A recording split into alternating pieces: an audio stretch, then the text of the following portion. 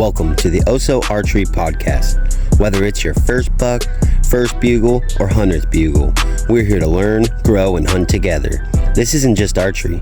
This is Oso Archery. Earned, never given. All right, welcome everybody. This is going to be the 2025 elk recap. Yeah, we started it off on Saturday by myself. Yep. Then I showed up that night. Yeah, it's been a grind. It's been a rough year. We've had a couple encounters that were decent. One was thought it was good, but it turned out to be kind of an emotional roller coaster. And we'll tell you about that here in a minute. But we're actually packing camp up a couple days early. It's been a grind. It's been a grind. There's been a lot of pressure in here. Yep. There was, 20 cars at one gate? Yeah, a lot of pressure. 2 gates from both directions, but... The elk aren't talking. We can't buy bugles, and we've tried bugling at night. We've tried everything. We've gone in places where... We know there's elk. We know there's elk, and we know that nobody's going into because of how stupid it is to get in there. Yeah. And we're still not able to get bugles, so... Yep. It's just one of those years. Nothing like last year. No, we've had rough years and we've had good years, and this was just one of those ones that was rough. We still had a couple encounters, like I said. Yep. So we saw some elk, which was we good. Had but, 2 good encounters. So Saturday, so our initial plan was for this unit that we're in is we were gonna go into a gated area and go back like, what's it, 4 miles or so? 4 miles or so. Get way back in there, and we were gonna set up a camp and have plenty of elk to hunt, because that's where all the elk were last year.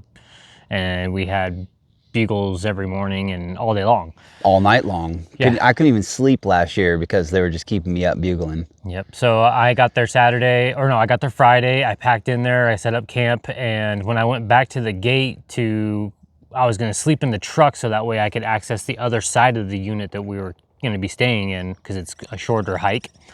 And when I got back to the truck, there was already like 6 cars parked at the gate. And last year on opening morning, there was 0 cars at the gate. So yeah, so people had already been planning the same plan we had planned. And I knew right then and there pretty much the pressure was going to be horrid. So I drove around and did some night bugling to try to see if I can't locate a couple elk, and I was able to find one. And we'll dive more into that bull that I found here in a little bit. But yeah, so I slept in the truck, and I got up and I started locating in the dark and couldn't find nothing to talk or anything. So it was hot. I ended up sitting on a wallow for half the day and no elk. I checked the camera and had some elk on the wallow 2 days before. Had a couple bulls on there, but nothing showed up. And so I ended up getting back to the truck to help Kenny pack in. Yeah, because I showed up Saturday night around like 5 or 6 or something like that. And we used mountain bikes and trailers to pack in. And so just so you guys have an idea of what this looks like, the 4 miles in, the first mile is pretty flat. The 3 miles back after that is all downhill to our camp. And so we're talking... Getting to camp's pretty good. Getting to camp is fun, not bad. It's a little bit scary because of the brakes. Yeah, the brakes on my bike are not good. No, so it was a little bit scary going down the hill. On mine, I actually walked it some of the downhill because it was, I probably packed in, 75 pounds of gear. Like, it was quite a bit. Yeah, probably more. The trailer I'm using doesn't have pump tires. It's got solid tires, so it doesn't... It's just bouncing around. And it didn't roll very nice. And yeah. Didn't you flip it too? Right by a gate, I flipped it over, yeah. Yeah, so you did flip it once. It was heavy. So we get back there, set up camp. I went on Saturday night to go help him bring some more gear in. And we get back there, we set up camp. And Sunday morning, we got up early and we went to the spot where we were getting bugles the year before, and it was crickets. Yeah, crickets, not one bugle whatsoever. So I can't remember exactly. I think we ended up going back to the main gate and coming out, didn't we? I don't know about that. Didn't we go to the back? Or was that the later? Second day? That was later that day. Later that day. No, you're right. the days were all kind of Yeah. mushing together. It is mushy. So I think the Sunday we ended up going to that clear cut in the morning, and we couldn't get nothing going on. So I talked about the bull with it. It was in the hellhole, and I think that's where we went to go see if we could get him to pipe off, and he didn't. So then when we went back into the backcountry again. Back to the backcountry again, yep.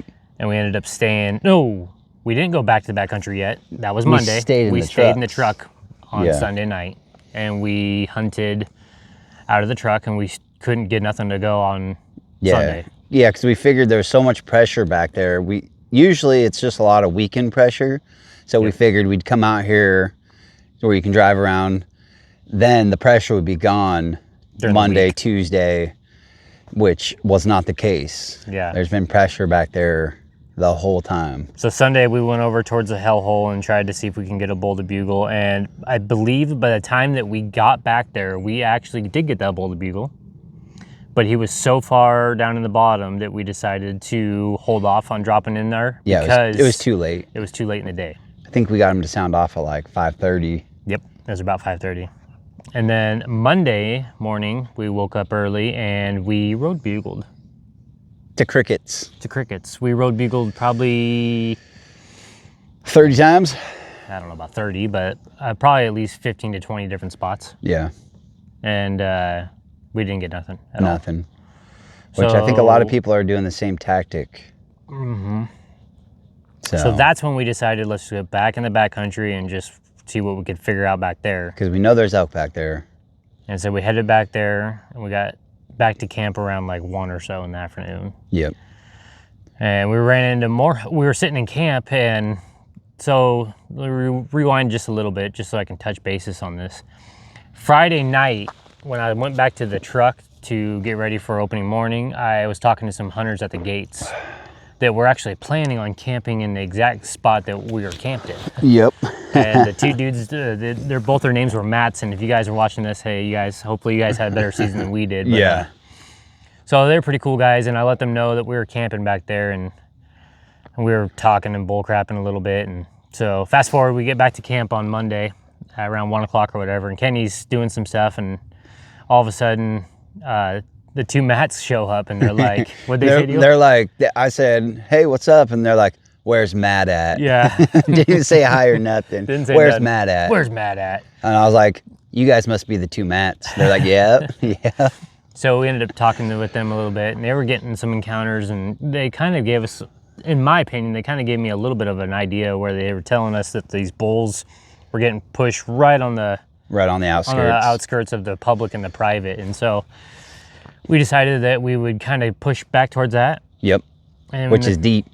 It's really deep. yeah, we got back in there, and this was Monday evening. It was around probably 5 o'clock, and we were bugling, walking, bugling, walking, bugling, walking. We'd cover 200-300 yards, bugle again, do it again over and over and over and over and over. And we ended up sitting down on this like west-facing slope into a creek drainage, and we were sitting there just talking about how rough it's been already. Yeah. And we were talking about Kenny's working on his bugles, and he goes, well, let's do some practicing since Yep. nothing's going on. Yeah, might as well.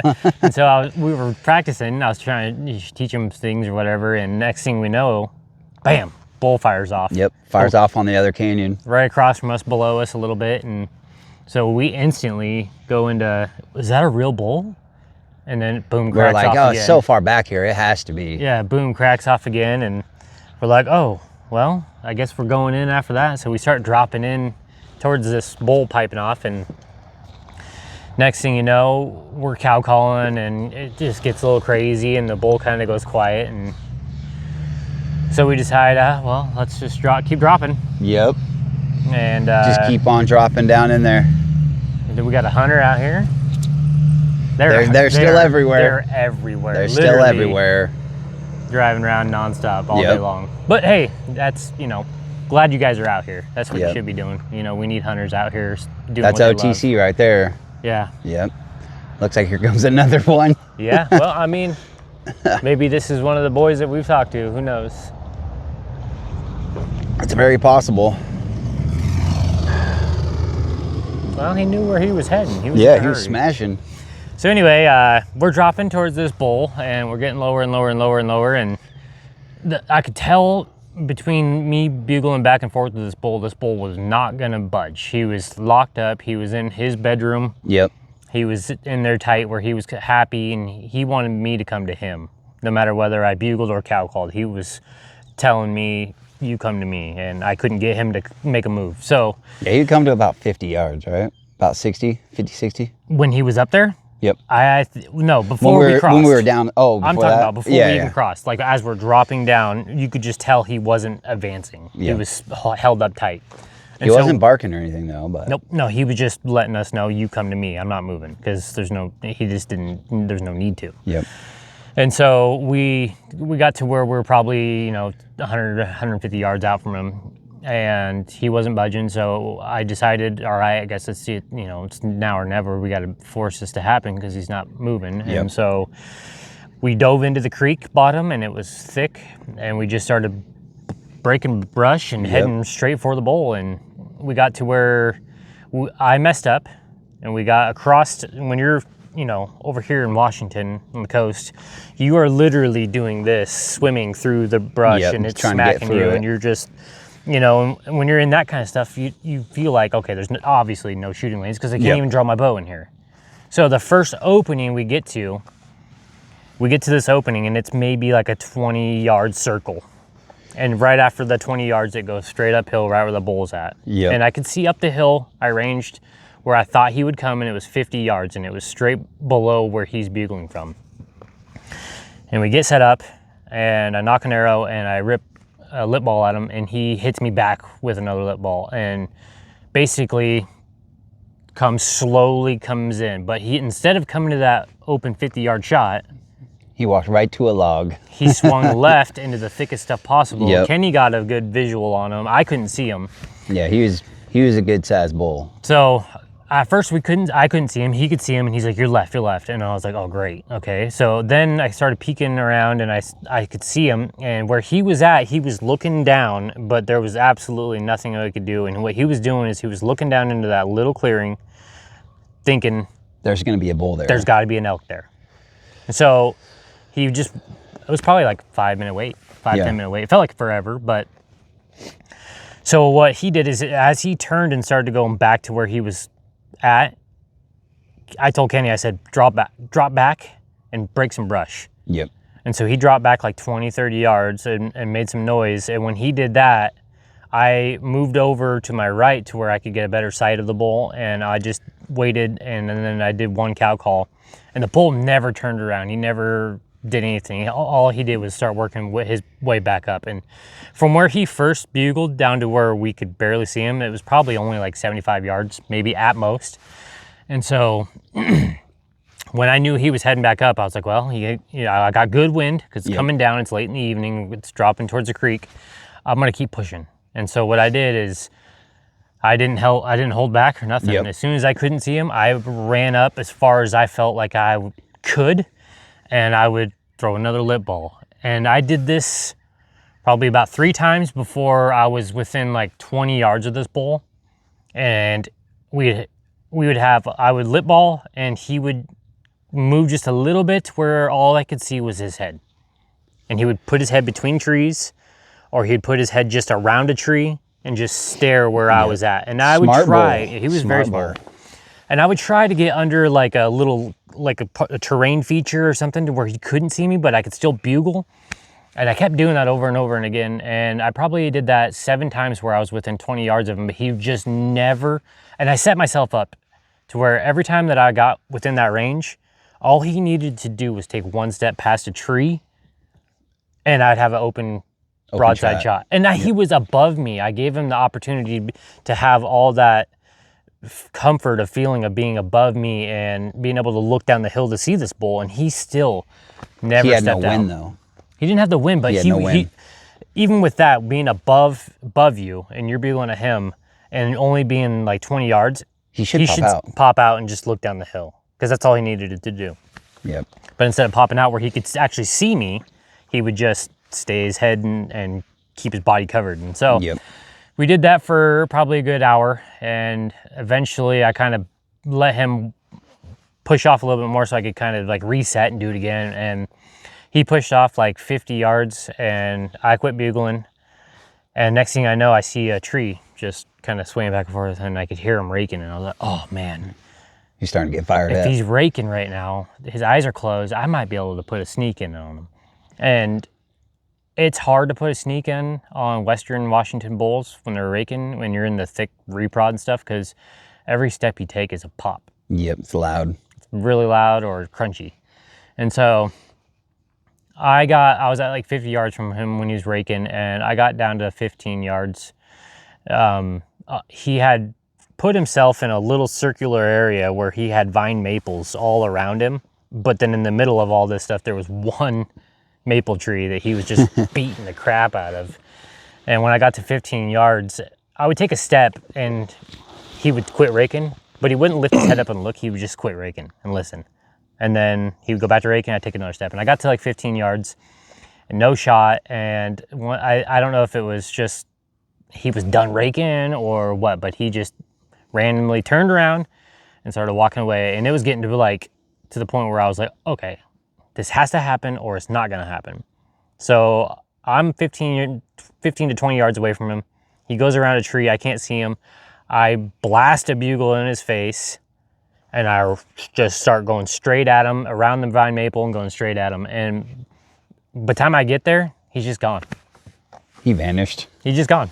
And once he's done raking, he's probably like, he's not coming, I'm out of here. He was on top of the ridge where he was raking, he was dropping back down. So, and I knew when I got over to where he was raking, the wind was starting to swirl and go that way. So I just was like, well, if I follow him, I'm definitely gonna blow him out. And he might have been dropping to, if I did follow him, he could catch my wind, I don't know. So I ended up backing out and come back to Kenny, and Kenny was like, oh, that was fun. I wish I could have filmed that. And I told him to drop back and I shouldn't have. I should have kept him with me, but. Yep, so sorry, there's no footage of that. There's no footage of it, just a story. And there is some bugles. Yeah, there'll be a little bit of that. That's about it on that one.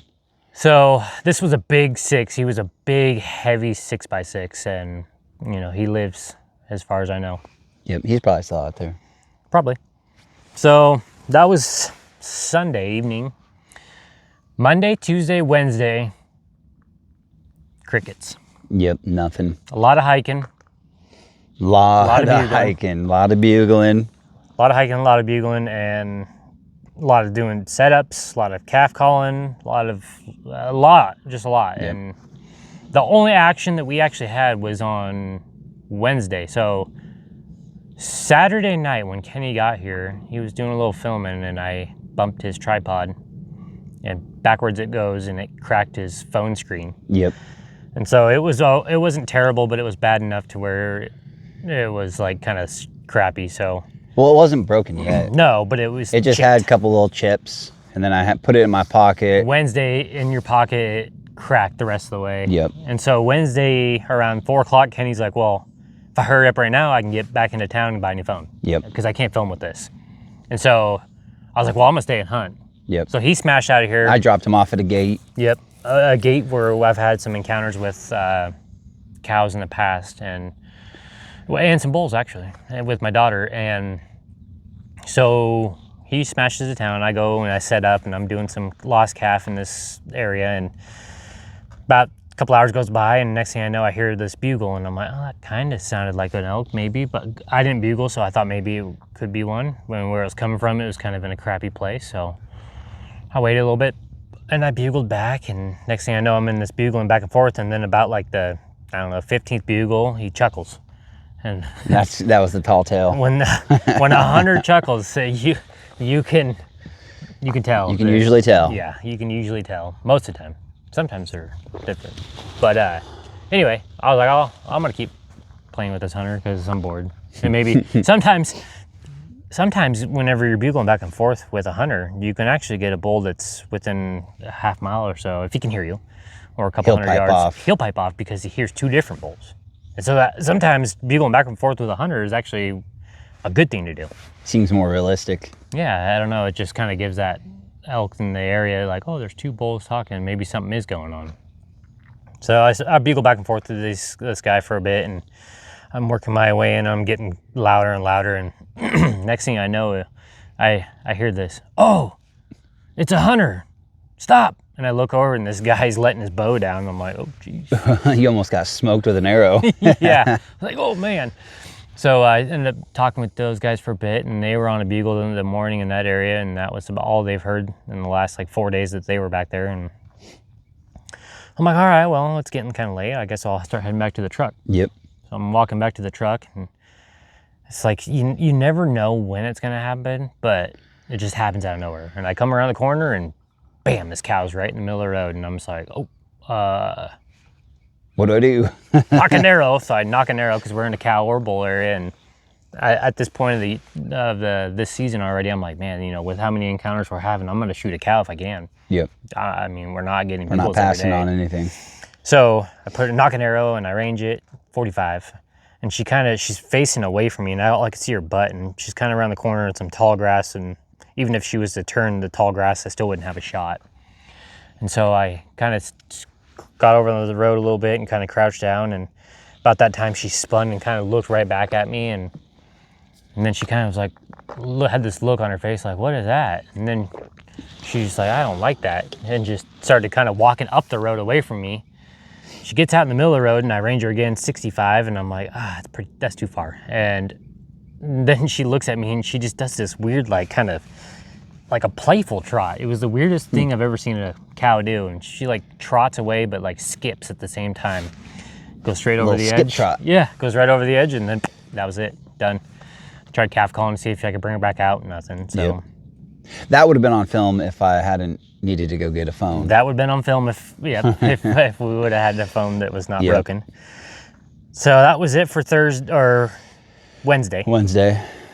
And then Thursday is when the emotional roller coaster started. Yep. And it started good, kind of. We went back to where the hellhole is, where we knew that bull was down and nobody's going in after him because it's just a stupid place to be. Yep.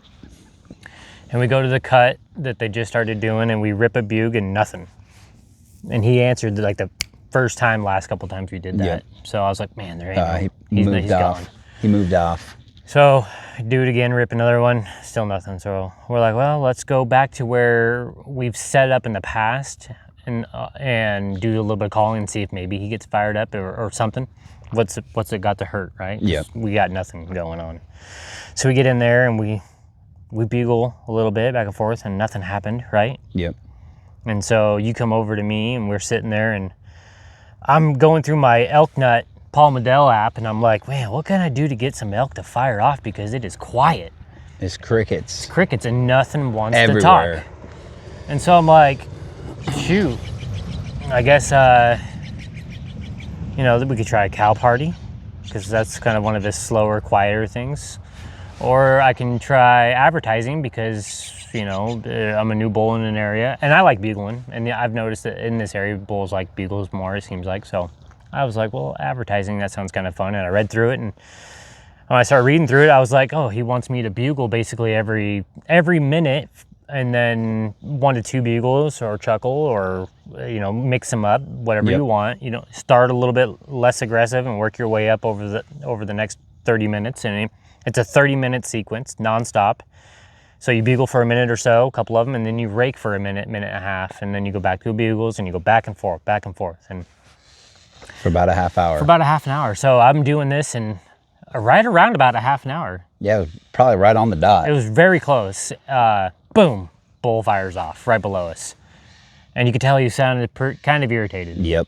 And I'm assuming he was just irritated that I was in his area displaying that I'm a bull. And so Kenny's on his phone, and he instantly is like, bull. And we both jump up and get excited, because we know as soon as we get one going, we could probably make something happen. And we still haven't had much action from this time. This was exciting. And so we're up towards the top of this, and it's like 15 to 2,000 feet straight down. Yep. And so we're up towards the 3/4 up top, and we start dropping down. We get like halfway down, and the wind is pulling down towards this bull. Yep. And I'm like, oh man, we got to make a dash over towards the clear cut, so maybe because it's sunny out, maybe that warm air will be pulling it up, and it'll start pulling our air up instead of down towards him. So The wind was still going down. And it was still going down. We get over the clear cut and it was like still going down right towards him. And I'm like, well, this is stupid. Yep. You know. So we made the executive decision. We're like, let's either blow this up or blow the elk out. Because sometimes when you get down there, the wind changes. So you never really know where we're hunting. So yeah, and then Kenny was like, okay, don't bugle at him every bugle. Make him bugle twice and then bugle at him. And we started doing that. And you could tell his rage started climbing when we ignored him. Yep.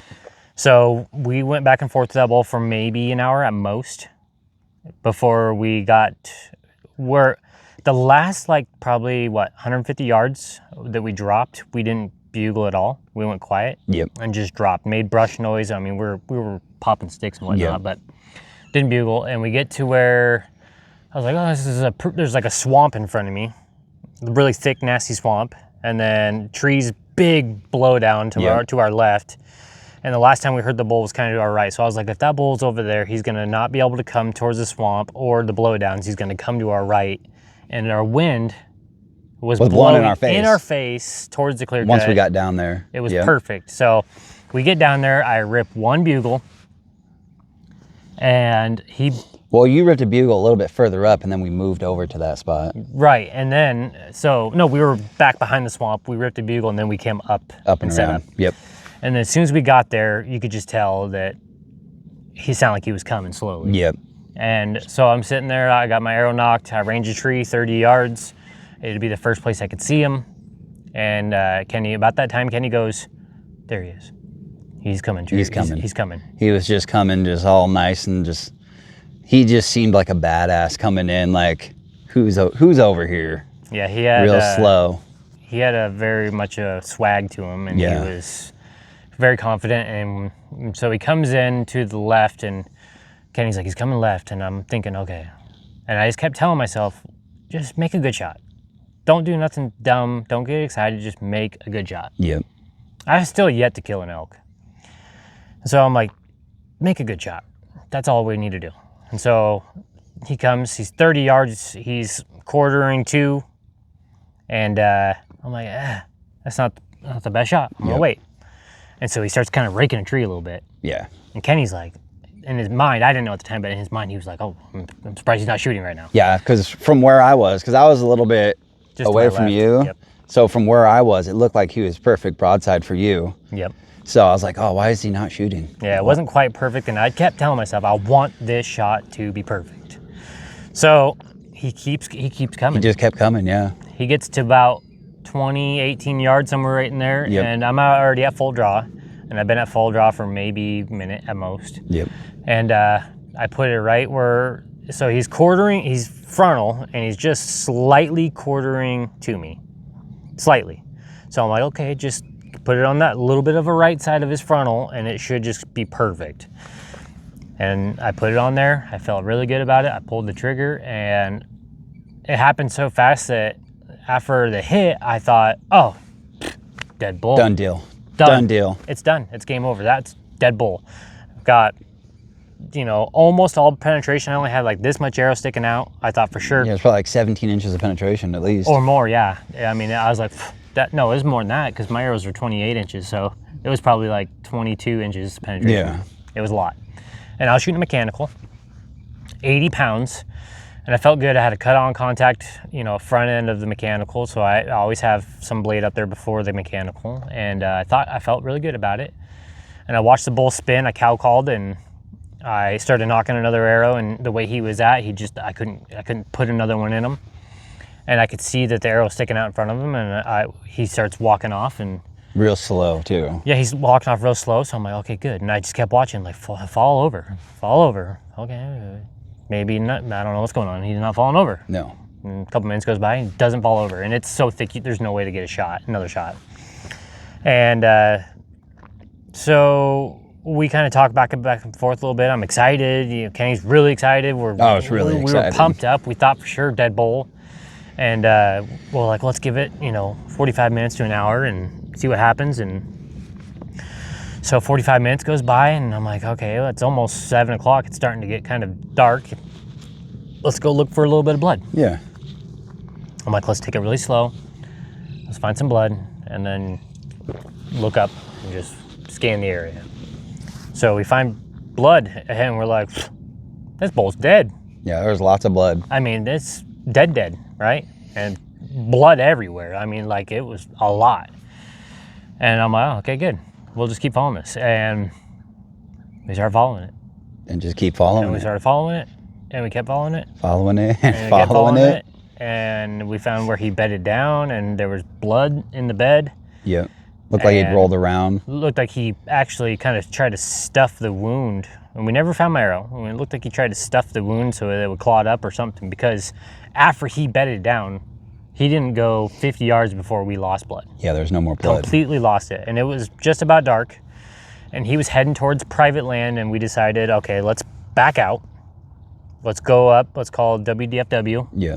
Make a whole bunch of phone calls. Let's call the private company, and let's get some permission. Called State Patrol. Called State Patrol. We got back. We were on the phone with all these guys and got kind of permission. Ended up getting full permission in the morning. Dove back down in there. Where we lost blood, we started kind of just gridding. And we were like, okay, well, we tracked the whole thing, and we're like, it looks like he was heading towards the private. Yep. And there's a big creek down there, and we're like, well, if he goes across that creek, we might not find him. Yep. And so we crossed the creek, and we're going up and down it, and I was already, you know, You're just like, he's bummed gone. out. I'm Yep. like, this sucks. You know, this is the second freaking elk that I know I've hit because I've had blood, and I haven't been able to find yet. It's just an absolute terrible, worst feeling that you can have. It makes you sick to your stomach. You can't sleep. You question everything you've done. You wonder what you could have done different. There's so many things that eat at you, and it just makes it extremely hard to stay positive. Yep. And so we're looking, and Kenny goes, what did you start doing, whistling or snapping your fingers? Yeah, I started something? whistling. And I think I felt like Tarzan running through the woods. I mean, I was running full blast at him because I was so excited. I thought maybe he found the bull. I get over to him, and he goes, he went this way. And he points at a leaf, and there is a speck of clotted blood. Clotted blood, yeah. It's And probably I'm like a pea size. And we're talking like this clotted blood is probably 50 to 100 yards away from where we last lost blood. Yep. It's a long ways away. And I was like, whoa, we got a lead again. We got a lead, yep. So we start following it, nothing. There's nothing. We can't find any blood Yep. at all. So we're like, well, There's it's a couple- super reprod right here in front of us. Maybe he just bedded down in that stuff, and we can find him in there. Yep. So we start going Looking in through there, there, yep. going in there, and then we must have went another 150, 200 yards Yeah. up the hill in this super thick stuff. Get on this little flat bench, and we're like, oh, let's just look around a little more. And next thing I know, Kenny's like, ooh, blood. Blood, yep. Found some more blood up there. And we found some blood on a fern, and we're like, oh, that's good. And so we start following it a little bit, and then it starts getting a little bit more and a little bit more. And next thing you know, I'm like, holy crap, this bull's bleeding heavy again. Yep, he started bleeding heavy again. But we've already gone at this point about 1.25 miles, and it's been mostly uphill. Yep. Probably about 1 mile uphill. And so we're like, okay, at least we got blood. We got something to, we don't have to grid. We can start following this trail again. So Yep. we follow this trail up and up and up. Just kept going. And up and up. And we went another mile. And then it started just being drops. we were walking a road, and the bull was walking a road, and you could just see a just tiny little speck on the ground. And it rained the night before, so anything on the leaves was kind of watery, but you could, with blood, you can still see it. Yep.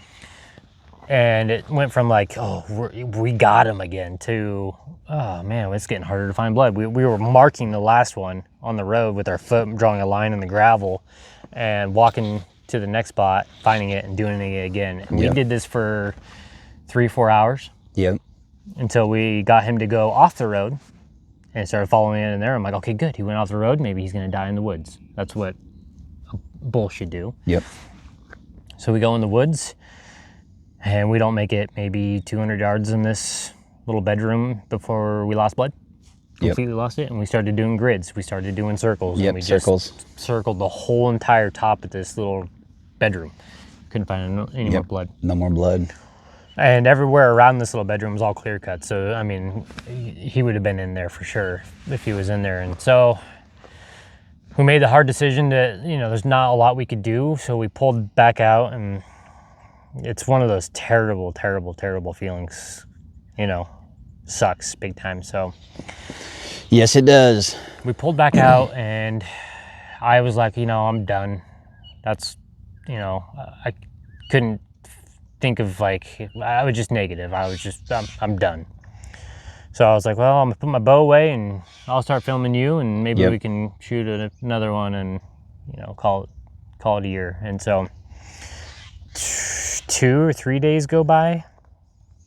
2 days go by. 2 days, yep. And we go back to I told Kenny, I was like, let's go back to the hellhole and let's just look back there across from the clear cut where the bull went, because we got a perfectly line of sight over there. All across it. It's a ways, but you could see it. And so we threw up glass and started just kind of scanning for birds and looking for birds. And we did that for a couple hours and never could find nothing. No birds. We decided after that. One last ditch effort. Yeah, we decided, or I decided after that. I told myself, without knowing for sure, I watched the footage over and over and over again, and it almost looks like, because of how far I am to the right, thinking that it was going to go left because he was quartering, it almost looks like it may have, and I don't know for sure, but it almost looks like it may have hit his shoulder and ricocheted and went down his rib cage. That's what I'm hoping. You don't know for sure. You can only pray that that's, what happened. It sucks, but one of those things where got to make the tough decision. It's just going to eat at you forever. So but I told myself, bow hunting's tough. It's physically draining. It can be mentally draining. It's emotionally a roller coaster. And bow hunters, you got to stay tough when things get tough, and you got to keep grinding. So I just made the decision, without knowing for sure what happened to that bull, I'm just going to keep hunting. And I'm going to make my peace with it, and hopefully that bull is still alive, and hopefully the arrow came out and he's not suffering. It sucks, but so I made my peace with it, and I'll deal with all the emotions later and 6 months from now when I'm thinking about it. But that's how it works. And I told myself, we'll be okay, and let's keep hunting and keep going. So we kept going. Kept going, and crickets. It was back to crickets. Back to crickets for the last, what was it been? 40 miles. Today's Wednesday. So last 3 days. No, it was, was that 6 days. Yeah, 6 days of crickets. Crickets after that bull. Not one bugle. Not one bugle. Actually, no, we did get one. Oh yeah, we had a little encounter. We got 2 bugles. Did we have 2? Same bull, probably. Yeah, in the same area? Yep. Yeah, because we went in there and bugled in the dark, and he bugled, and then he did. Yeah, we got like bugle, 3 right bugles. Yeah, we got like 3 or 4 bugles from him, and then he went silent. So what it seems like is that what they're doing is they'll bugle in the middle of the night if you find them, and then right about 30 minutes before first light, they just go quiet. And we actually had 2 different bulls bugle, because we had this guy down here too. Yep. Yeah, so, we had another encounter. Yeah, we had one that bugled right at us at first light, and then went quiet, and then pretty sure he snuck around and got I think he winded us. The guy down here. Yep. And then the one that's way back where we almost kind of started, but it was closer towards the front of the gate, which everybody's walking by. Yeah, they just walk right by it. That's where we got one to bugle in there, and we thought maybe we'd get one on, and never did. Yeah. And then we went way around. Further up. And sat up, and we got into this spot where it was super stinky elk smell, and we sat down and we're like, oh, well, our wind's blowing downhill. It's the middle of the day. It should be going up. Sunny side of the hill. I mean, it right makes next no to sense. a clear cut. Yeah, right next to clear cut. Old clear cut. Should be pulling up, but it's not. So let's give it another hour and see if it starts pulling up. And I do one bugle, and next thing you know, we hear this bugle way down in the bottom. Yep. And I'm like, oh, okay, well, let's leave him alone until the wind switches, and then maybe we'll drop in on him. And we're sitting there, and I don't think 10 minutes. It's like 15 minutes went by at most. And all of a sudden we hear some sticks popping and cracking. Yeah, probably like 30 yards below us, because we were right off. right bull, off a cliff. Yeah, either that bull went from the very bottom, and we're talking like 1,500 feet. Oh yeah. Went from the very bottom all the way up to me from one bugle, or there was some elk in between us we just didn't know about. Yep. Definitely came up and caught our wind and dropped. And then went disappeared. silent. Yep. And then half an hour goes by, and all of a sudden we hear Doug Flutie, and Yeah. I had to play with him a little bit and Called him in. and he got real close, and we started getting a little kind of worried, and so we popped up and let him know it was Hunter. And Yeah, after getting pulled back on with the bow, you're like, yeah, he goes, every about third bugle, I was almost convinced that you were a hunter, and then I heard your chuckles, and I was like, no way, that's a bull. Yep. That's got to be a bull. Called my sister and told her I'm on one. Yeah, I called my sister and told her I'm on one. You know, like, yeah, well, sorry about that, bud. And then we popped out. Yeah. And then that was it. That was the last. And it was just a grind to get a bugle, and we couldn't get one. Yep. Nowhere. Literally nowhere. Nowhere. In the dark, in the daytime, in the middle of nowhere. In places we've gotten them before. We drove to a different unit. Tried to, a different unit. We even got some intel from a local guy, and ran into a guy that was hunting in that little area, little pocket, and he was like, I've been in here since 1998, and I've never not had a bull bugle. Yep. And he's like, this is the first year I've never had one bugle back to me. I'm like, sheesh. Well, at least it's not just us. Yeah, it's one of those years. Yeah, and so this morning we were like, all right, it's the last couple days, let's really get after it. Yep. So we were planning on doing a death march around the whole unit pretty much. Yep. So we got up super early, 2 o'clock in the morning. Yep. And we started hiking like 3, and we're hiking behind this gate, and we're going for like a 15, 20 mile hike. I mean, this is going to be a big one. And we get in there like maybe half mile, and we hear the stick pop. Yep. We're like, oh, we just bumped him already. What was that? And then Kenny goes, I got eyeballs. Yeah, I was looking. I was like, oh, there's eyeballs right there. There's eyeballs right there. And I'm And like, you're like, where? I can't see nothing. He's like, right there. And I kind of lean over and look. I'm like, oh, dude, that's a cat. Yeah, there's a cat. That's a cat. And those eyeballs were wide, we're too. talking like 15 feet from us in this super thick reprod, like right off the road, just staring at us, crouched down. Yeah, the cat had good wind, and I was just like, smelling us. Oh boy.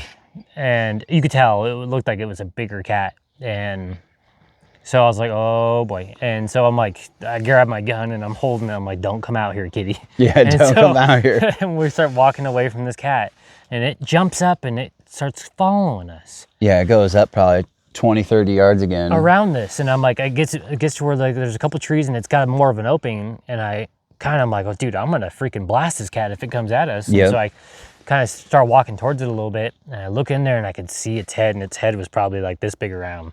Yeah, and just staring big at cat. us. Yeah. I was like, oh crap. And I'm like, dude, it's right freaking there. And it's like 15, 20 yards from me. And I'm like, could I shoot it? And we're like, I don't know.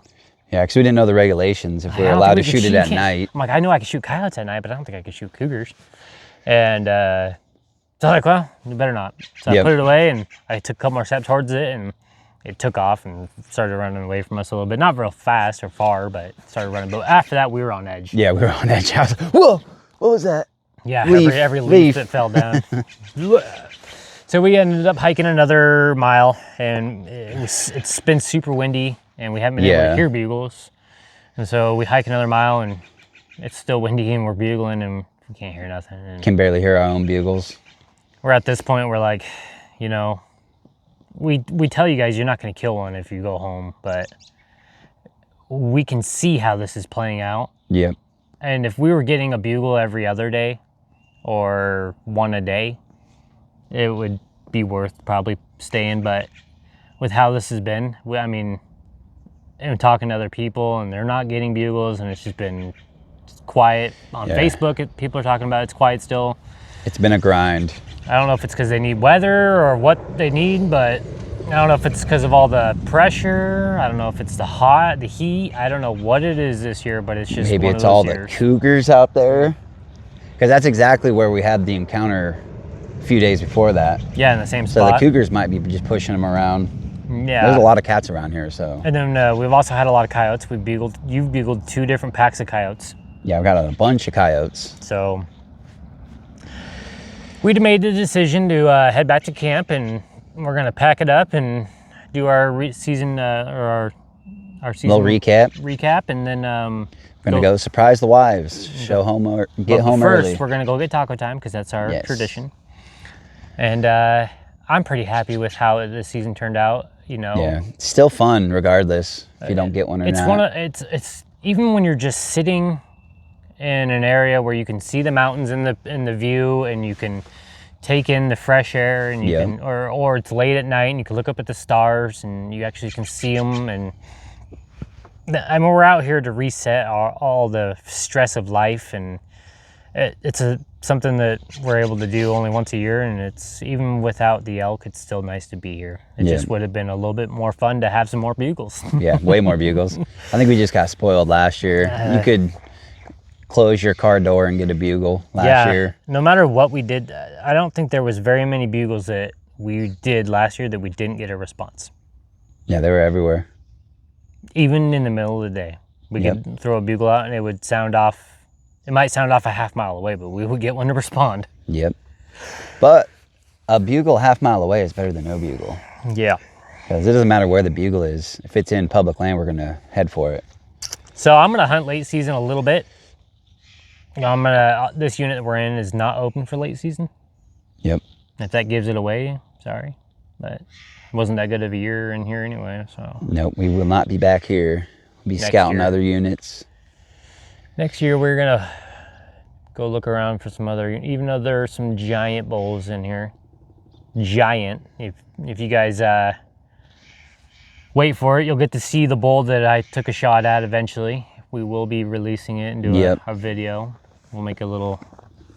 He's a pretty decent bull. We'll make a half decent movie out of all the footage we got this year. So yep. You'll get to see that eventually, but it's gonna take some time because we got a lot of editing to do. Yeah, a lot of footage to go through. So a lot. Yeah, that's it. I'm gonna do a little bit of late season elk. I'm not sure where yet. So if you guys have a good area for late season elk and you're here in Washington and you want to throw me a bone, I'll take it. Yes. Because I could use one. Yes. All right. Until next time, everybody. Hopefully you guys had a good season. Yep. Thanks for watching. Appreciate you guys. Later. Toodles.